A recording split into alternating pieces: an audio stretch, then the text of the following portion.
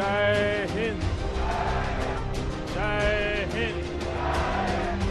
जय हिंद यानी भारत की विजय हो, ये नारा आजाद हिंद फौज का युद्ध घोष था, जिसे लगाकर ही सुभाष चंद्र बोस ने आजाद हिंद फौज में जोश भरा था। जय हिंद, जय हिंद, जय हिंद, जय हिंद, जय Hind. I am overjoyed to see that you have already realized that the responsibility of winning freedom does not rest merely on the shoulders of our countrymen at home. Every Indian, no matter where he may be living at the present time, has a duty towards his country, and he must contribute his due share towards this final victory.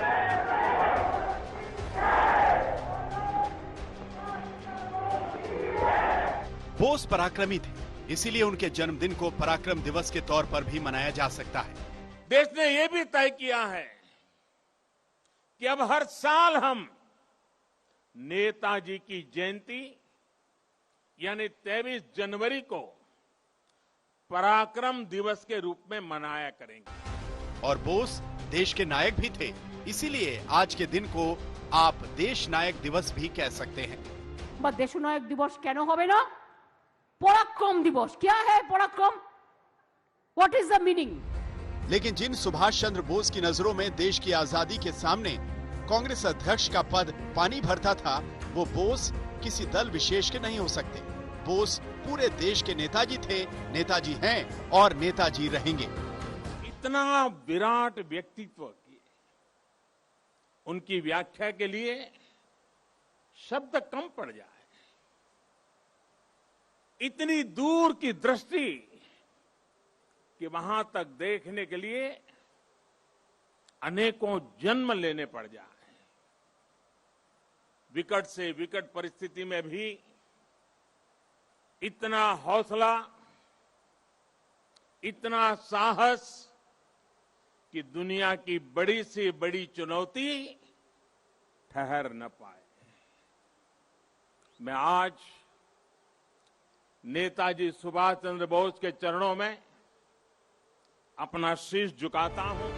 Bharat की पहली आजाद सरकार नेताजी सुभाष चंद्र बोस ने बनाई थी, जिसे Germany, Japan, Philippines, Korea, चीन और Italy जैसे देशों ने मान्यता दी।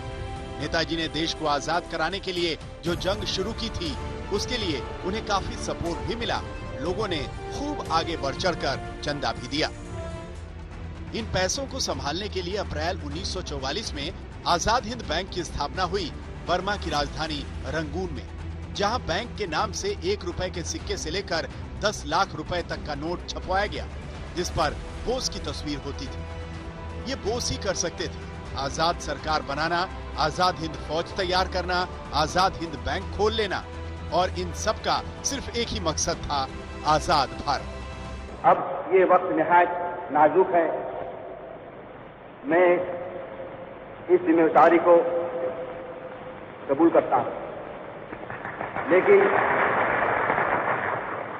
निहायत नम्रता के साथ, और खुदा से दुआ मांगता हूं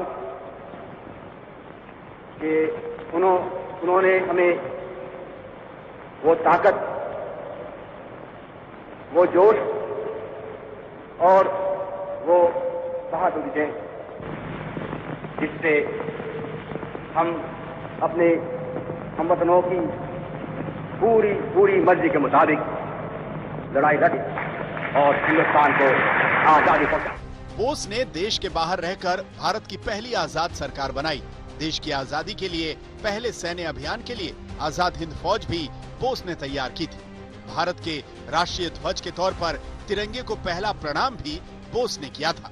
वो बोस ही थे जिन्होंने 30 दिसंबर 1943 को अंडमान निकोबार में पहली बार तिरंगा फहराया। जनगण मन को सबसे पहले भारत का राष्ट्रगान घोषित करने वाले भी बोस ही थे। और जुलाई 1943 में सिंगापुर से दिल्ली चलो का नारा देने वाले भी बोस ही थे। हमारे सामने एक ही प्रोग्राम रहेगा, फाइटिंग प्रोग्राम। लड़ाई का इंतजाम करना, लड़ाई शुरू कर देना और कामयाब करना लड़ाई। जब हम फिर लाल किले दिल्ली में जाकर वह हमारे विक्ट्री परेड करेंगे। देश से बाहर रहकर देश की आजादी के लिए बोस ने जो किया वो अतुलनीय है। वो देश की आजादी के लिए ब्रिटेन के खिलाफ दुनिया का समर्थन जुटाने के लिए देश देश घूमे। उनको इस बात में कोई संशय नहीं था कि आजादी देश की झोली में अपने आप आकर गिरेगी। वो जानते थे कि आजादी कभी मांगने से नहीं मिलेगी, आजादी छीननी पड़ती है और आजादी की कीमत भी चुकानी पड़ती है। तुम मुझे खून दो, मैं तुम्हें आजादी दूंगा, यह आजादी के संग्राम में बोस का नारा था, जो हर देश प्रेमी के लिए तराना बन गया। हमें अपना खून बहाना है, हमें कुर्बानी उठाना है, सब रुकावटें का सामना करना है, हाथ में कामयाब होना। हमारे हाथ में हाथ है क्या? हमारे रास्ते में आएगी भूख, प्यार, तकलीफें, विपदें, मौत।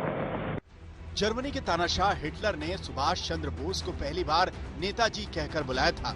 वो इकलौते हैं जिन्हें इस उपाधि से नवाजा गया। आजाद हिंद फौज बनाकर बोस ने भारत का पहला सशस्त्र स्वतंत्रता संग्राम छेड़ा था। 18 मार्च 1944 को आजाद हिंद फौज ने भारत की धरती पर कदम रखा था। उनकी 60,000 की फौज में करीब 26,000 जवानों ने अपने प्राण देश की आजादी के लिए न्योछावर कर दिए। वो जानते थे कि वो शायद आजाद भारत की सुबह नहीं देख पाएंगे, इसीलिए लेकिन वो ये भी जानते थे कि हिंदुस्तान को आजाद होने से कोई रोक नहीं सकता। कोई नहीं कह सकता है कि लोग इस जंग में शरीक होंगे, उनसे कितने लोग निकलेंगे जिंदा हो, कोई बात नहीं है। हम जिंदा रहेंगे या तो मरेंगे, कोई बात नहीं है। बात कोई सही बात यह है, आम बात यह है, आखिर में हमारी कामयाबी होगी, हिंदुस्तान आजाद होगा। 2 साल पहले 18 अगस्त 1945 को जापान में एक विमान दुर्घटनाग्रस्त हुआ, जिसमें बोस की मृत्यु होने की खबर आई। लेकिन आज तक नेताजी की मौत पर अलग अलग मत हैं। लेकिन इस बात पर पूरा देश एकमत है कि असल मामले में स्वतंत्रता संग्राम के नेताजी तो बोस ही थे। आज तक ब्यूरो।